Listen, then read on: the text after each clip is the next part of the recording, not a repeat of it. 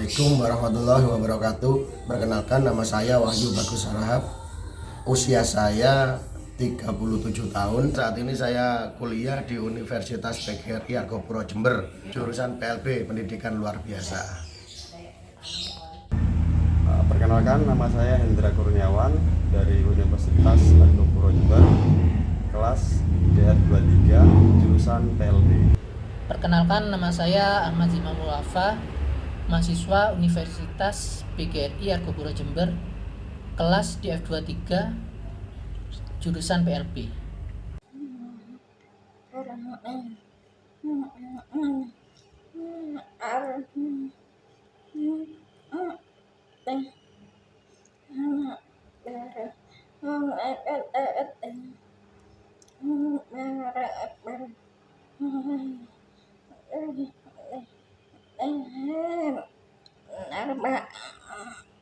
Assalamualaikum warahmatullahi wabarakatuh. Perkenalkan, nama saya Nadila Syahsania. Saya dari Universitas PGRI Argopuro Jember, kelas DR 23, jurusan PLB. Terima kasih. Assalamualaikum warahmatullahi wabarakatuh.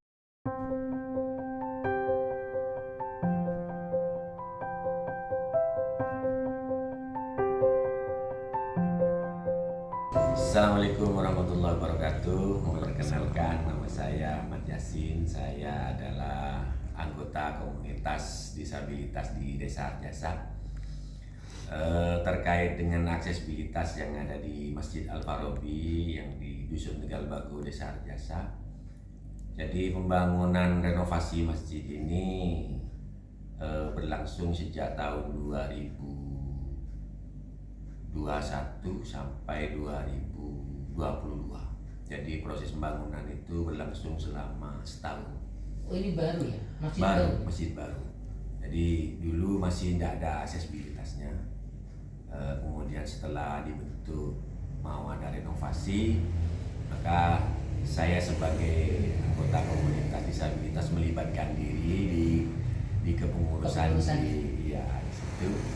Akhirnya ini masjid swadaya dari masyarakat ya, dengan membuat dukungan donatur sehingga terbentuklah Masjid Al-Farabi.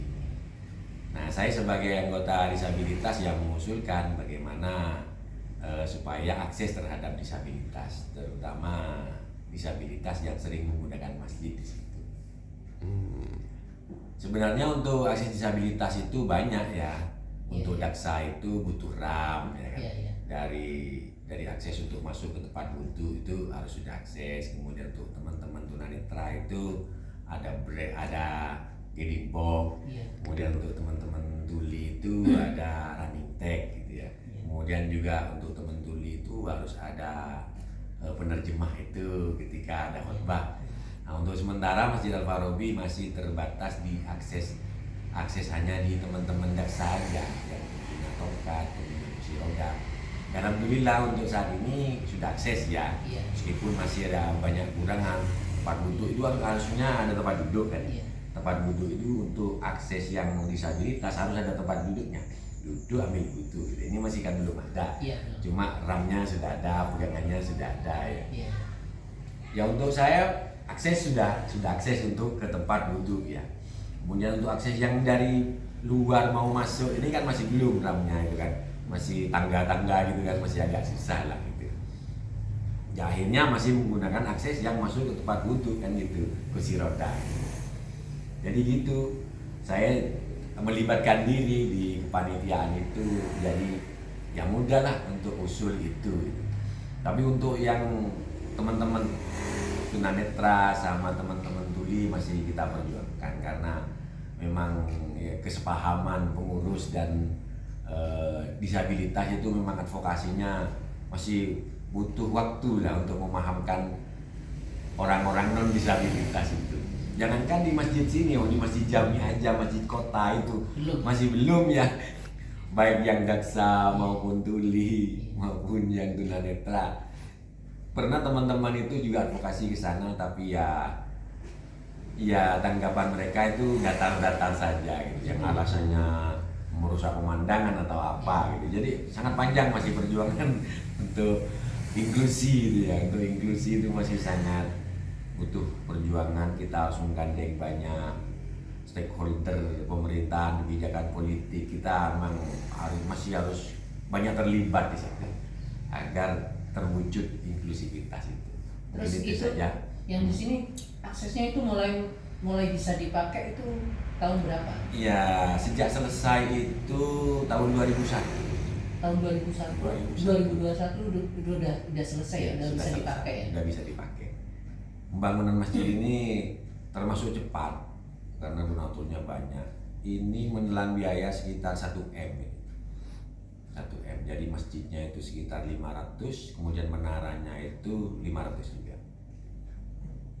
Terus tanggapan dari masyarakat ini gimana Ya, mengenai akses? ya beragam ya, beragam. Ada masyarakat itu kenapa kok dikasih seperti ini gitu ya. Ya karena masih belum paham ya. Iya, iya. Saya sebenarnya juga masih mau mengadakan pengadaan untuk kursi roda di situ. Iya. Tapi tanggapan masyarakat malah mengatakan begini, oh ini bukan rumah sakit gitu. Kok kayak rumah sakit, ada tongkat, ada kursi roda gitu. Padahal kan juga Ya. berguna untuk lansia ya. Ya, Nggak lansia, cuma- ibu hamil. Iya, gitu nggak ya. cuma untuk disabilitas. Ya. Ibu hamil kan juga masuk disabilitas, lansia juga mau masuk disabilitas. Iya. Karena sudah mulai tertatih-tatih. Iya. Ya masih banyak lah, karena ya memang rebutan anggaran di situ Oh. untuk menunjukkan apa ya ini harus difasilitasi ini kan bunyi di anggaran kan. Nah di situ yang kadang terjadi tali ulur dan yang tidak mindsetnya yang masih belum sama, tidak seragam mindsetnya, tidak inklusi, ya akhirnya masih butuh proses lagi lah. Itu kalau dari masyarakat sekitar. Kalau dari masyarakat luar, apa udah banyak yang mungkin apa? Ya kalau dari masyarakat luar itu penilaiannya terhadap masjid Iya, ini iya. mewah sih, wah gitu. Mungkin bisa dikatakan satu Jember hanya ini mungkin masjid yang ada akses seperti itu, ke tempat duduk mudah gitu, sudah ber-AC. Kemudian selain saya terlibat di kepanitiaan, saya juga terlibat saya sebenarnya masih operator di sini deh. Kalau ada kerusakan sound systemnya saya gitu. Iya. Oke Mas Yazin, terima kasih buat waktunya. Terima kasih. Ya, mudah-mudahan bisa berlanjut lagi ya dengan akses-akses yang lain, kebutuhan Amin. publik ya. Insya Allah juga mudah-mudahan Masjid Al-Farabi aksesnya ditambah gitu ya. Amin. Ya, terima kasih.